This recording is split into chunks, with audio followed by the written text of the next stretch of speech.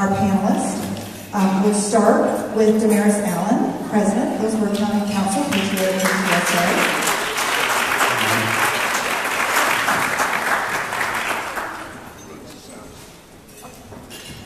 Ashlee Cappucci from the Hillsborough School District, Supervisor for K-12 Physical Health and Advanced Education. Welcome. We also have Paola Ferst from Planned Parenthood, the Outreach Educator and Community Liaison. Welcome to you. Dr. Linsey Grove, USF Visiting Instructor in Health Science. And Mr. PeteTerry Kemple, the President of the Community Issues Council, is also with us today. Mr. Kemple, welcome. Now, if you're on the inside of things, and I'm going to start with a question, a little bit of framing, and then we are going to turn to member questions. If you're on the inside of what is happening with this discussion and so on, you know that there's things going on around this topic. If you don't, like a number of people that came to me this past week, and they said, why are we having this conversation? What's going on? What's at stake? Is there a big shift happening? Is there an agenda being played out? Is there, help me understand, because I haven't heard anything.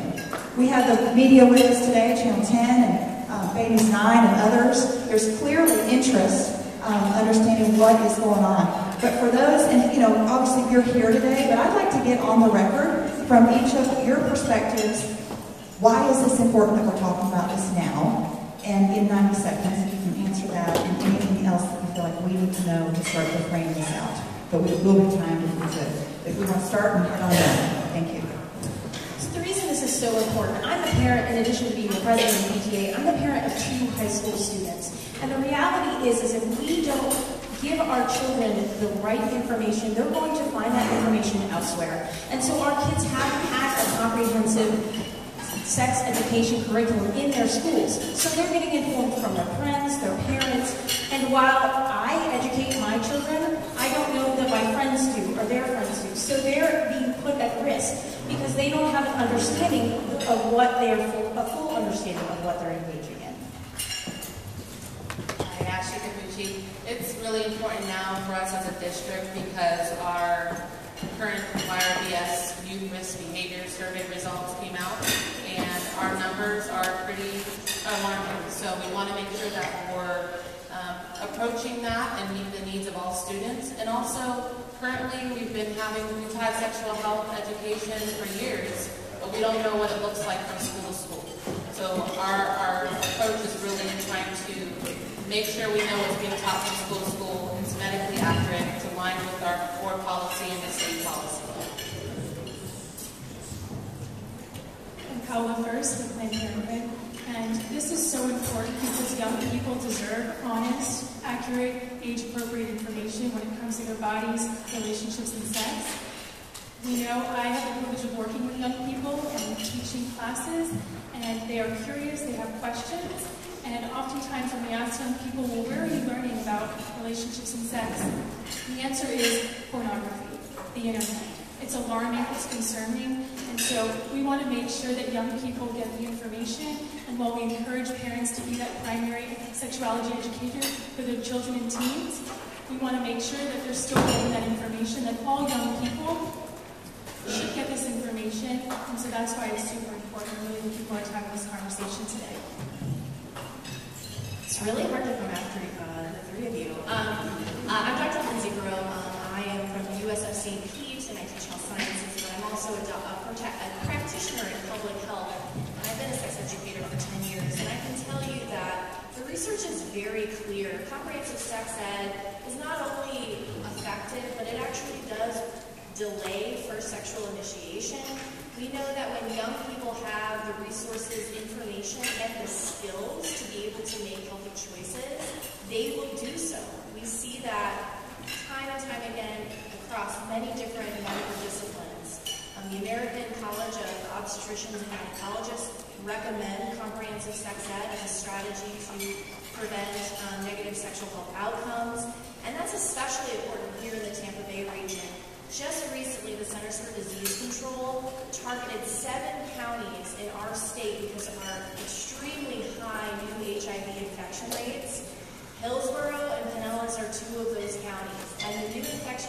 happening to kids 15 to 24.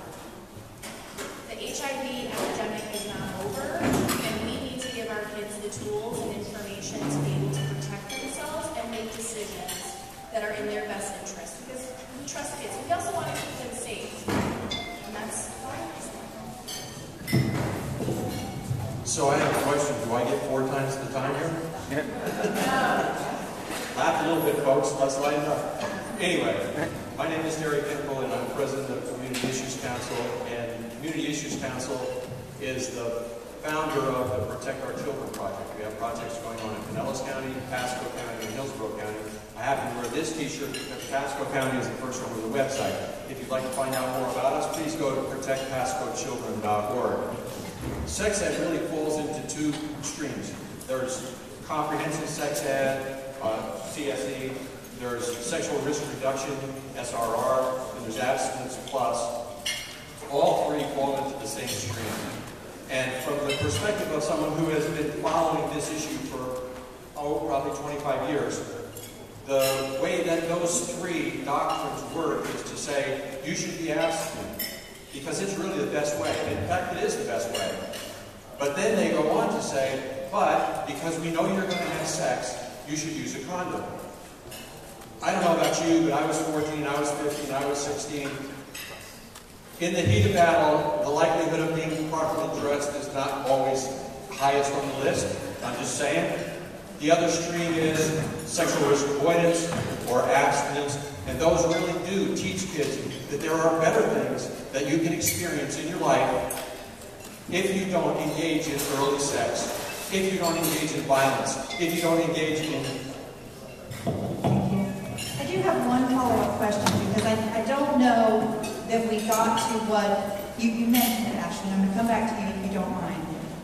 You mentioned the report that really has opened up a shift in the conversation and evaluation, like you said, standardization of protocol across our schools and what is being taught that addresses the things in that report. Could you just share with us, give us, what is that report that's driving this evaluation and what might occur as changes?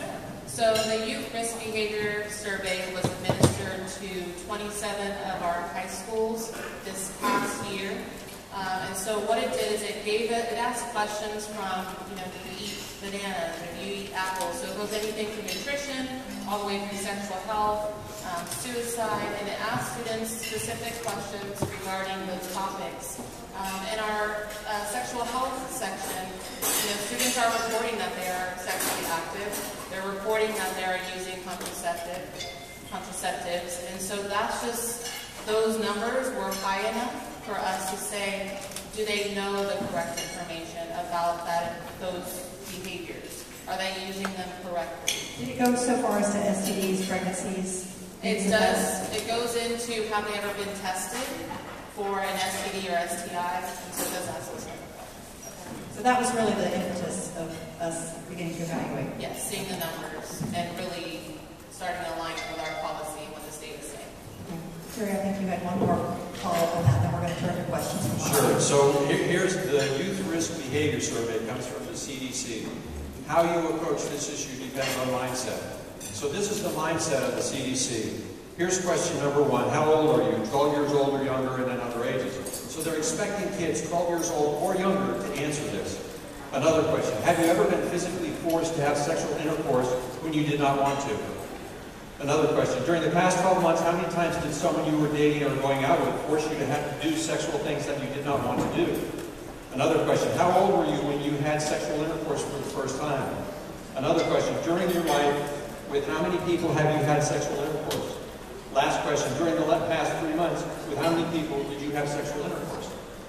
Does that sound like they're wanting these kids not to have sex? It certainly doesn't sound that way to me. So just in response to that, I think that it's really important to recognize that there are kids that are having sex at young ages. Unfortunately, a lot of times it can be from sex abuse. And when we create an environment where it's not okay or shameful to talk about sex, it's a lot harder for kids to come forward and report sexual abuse.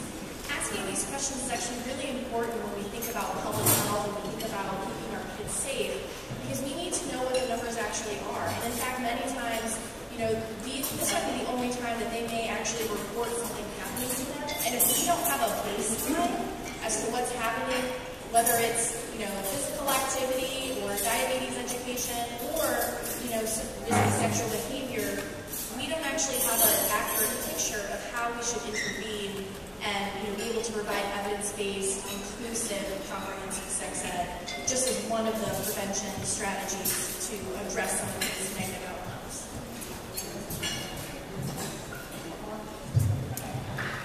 I just wanted to add, when we talk about comprehensive sex education, it goes way beyond sex.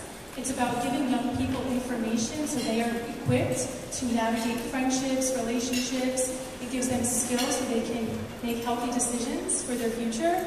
So that's what comprehensive means. It's about letting all people feel comfortable in their bodies and supporting them and teaching acceptance. So when we talk about comprehensive sex education, it's not just focusing on risk, how to prevent pregnancy, or how to prevent STDs or STIs. Of course, we're doing that by giving people information so they can make more informed decisions.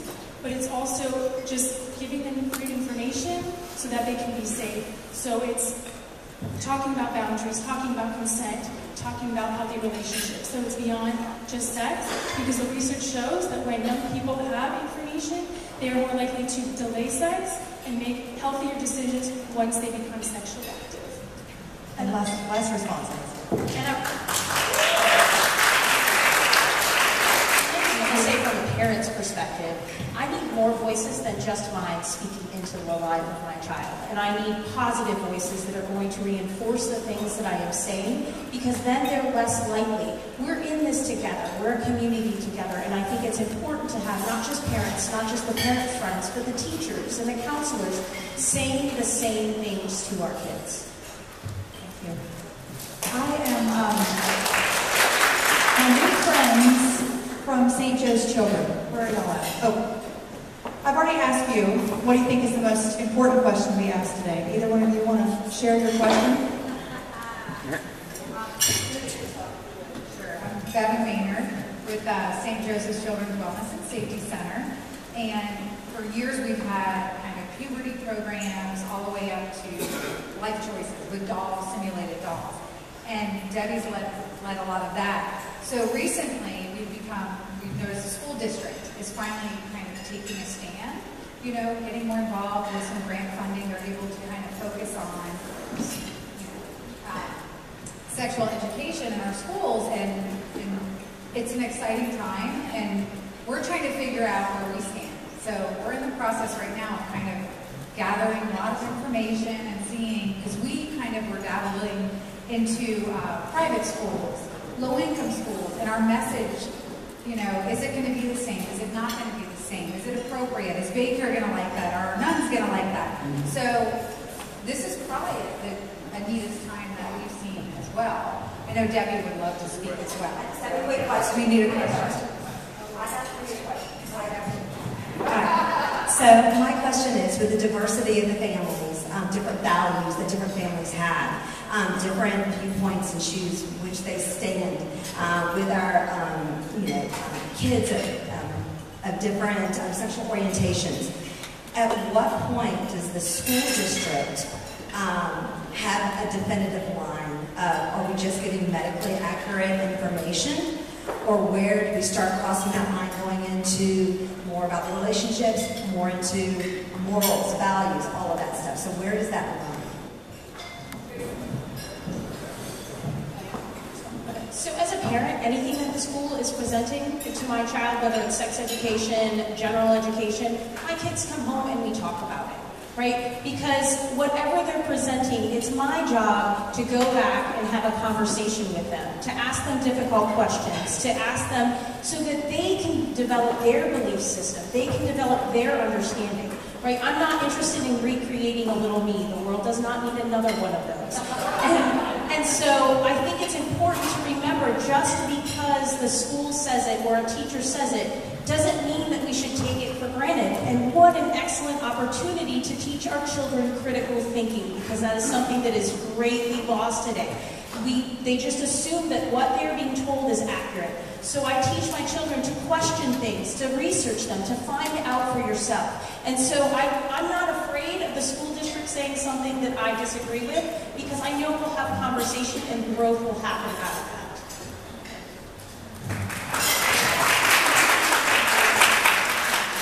As a district, what we've really done is met with over 100 stakeholders. And really we know that we're now the 7th largest district in the United States. And so we had to hear from both sides, and we designed something for our students by us with committee members that we feel is that middle ground.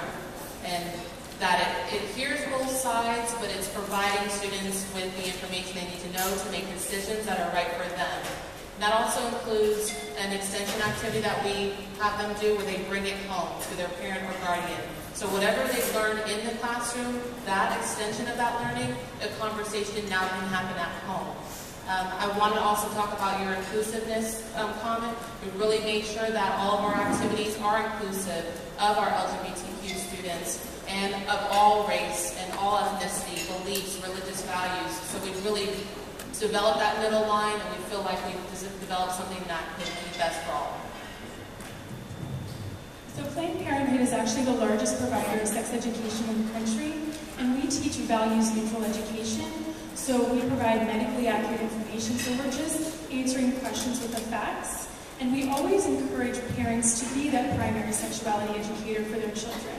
So just yesterday I was at a middle school and I was working with 8th grade students, and I had 3 anonymous questions that were, how can I tell my mom, or how can I talk to my parents about someone that I like? So by having sex education, we're actually empowering young people to reach out to their parents and caregivers and have these conversations. So that's really what it's all about, because we're not trying to replace parenting. That's not what we're doing by doing sex education.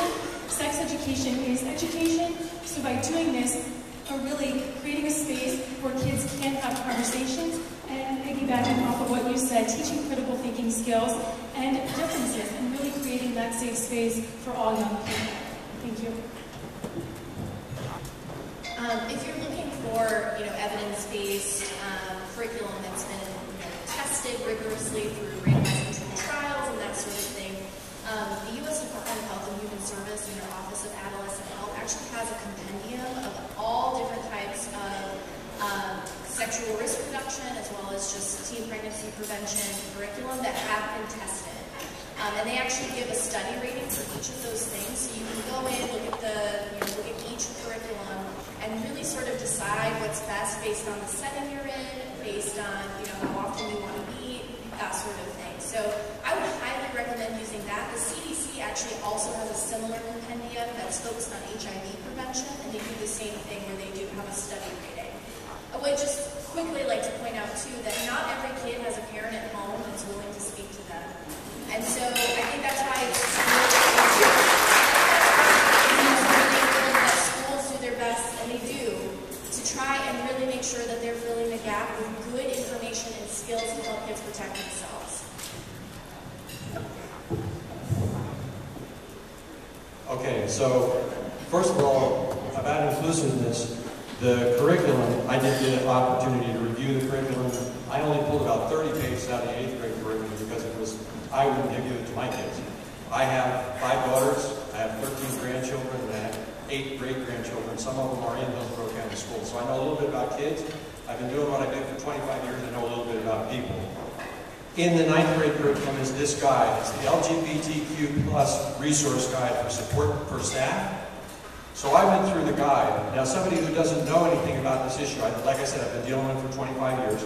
Someone who doesn't know about this issue will look at the guide and say, oh, that's good.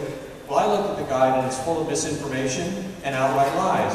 I told the Superintendent Akins about some of the lies. He went to his attorney, and his attorney said, that is incorrect information. So there will be at least a modified version of this that's somewhat closer to the truth. This is the resource guide that's to be inclusive for everybody except those whose values don't include acknowledging LGBTQ.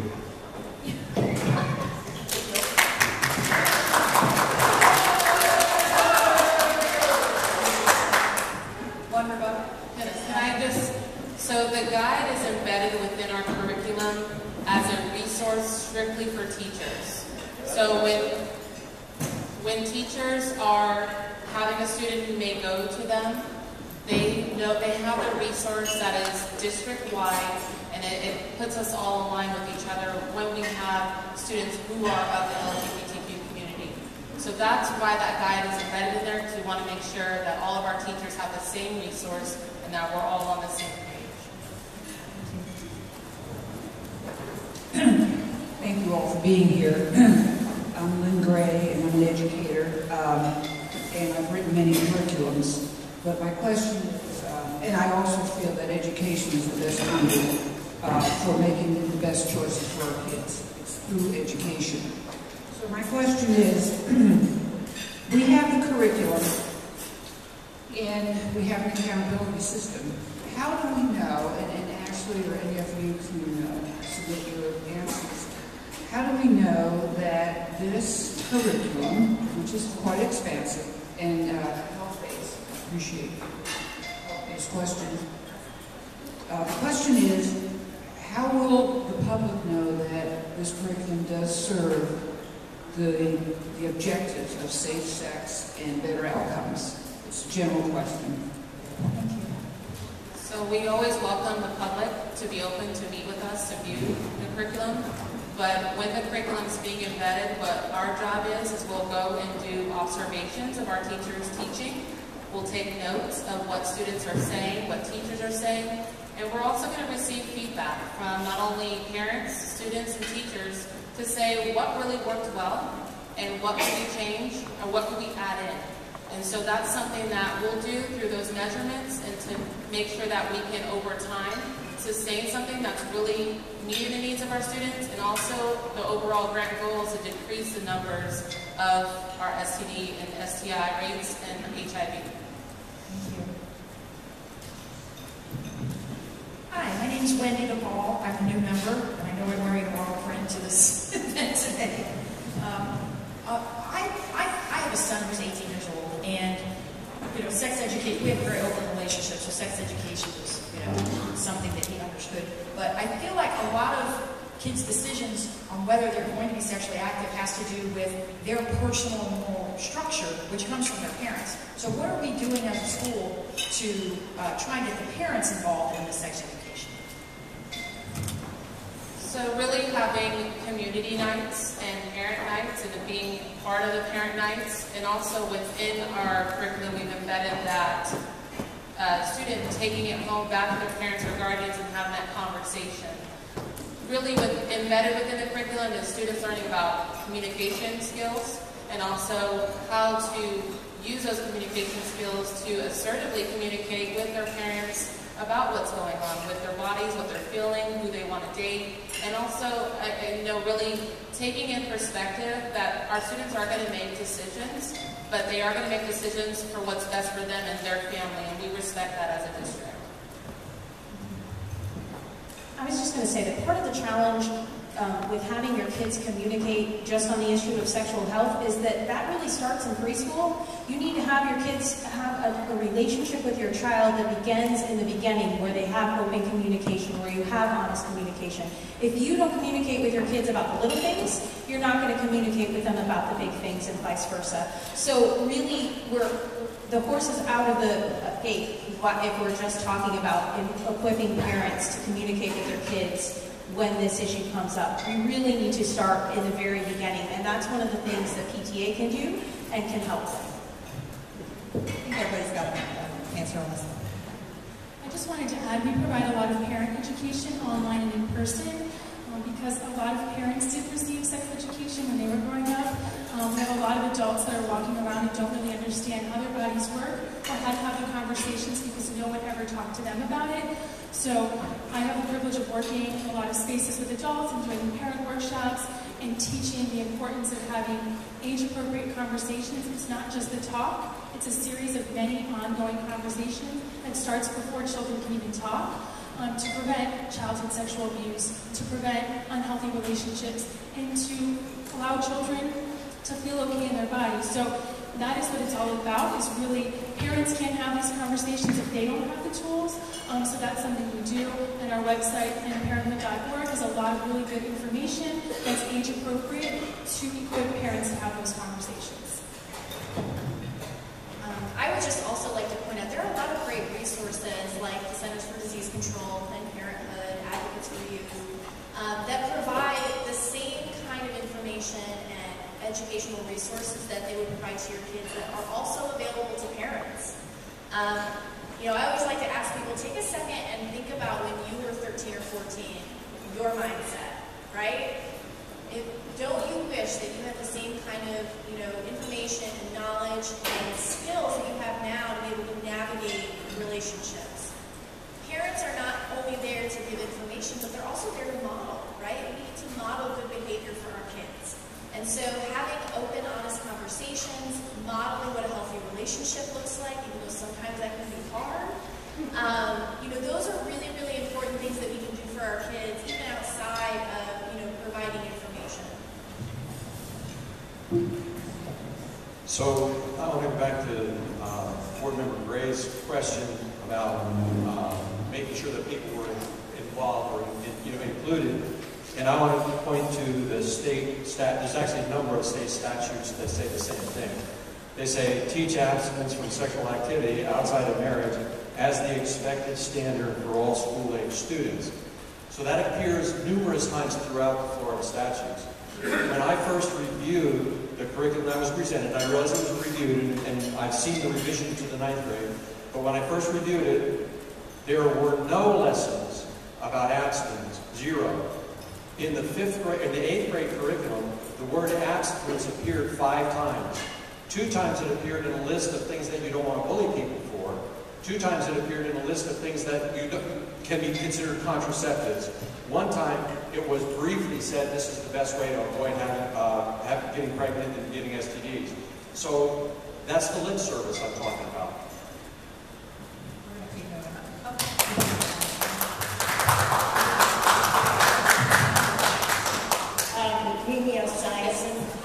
And this is for Mrs. Kemple. You said that the 8th grade curriculum included everybody except those that don't acknowledge LGBT. So my question to you is, by not acknowledging LGBT, do you think that those people are going to go away?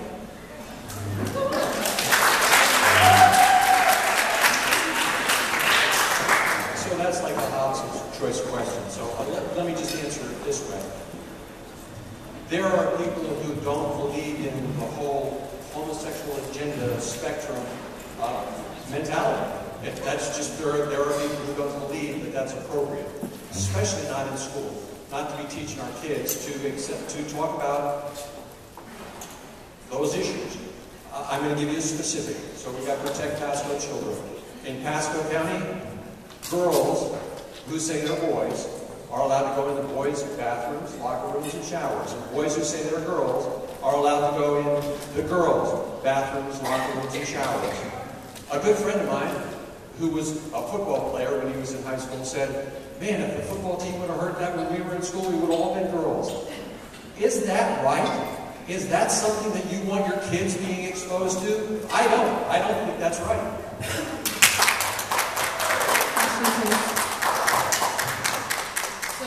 We're talking about sexual health education, and we're going back to our data. And our data really states that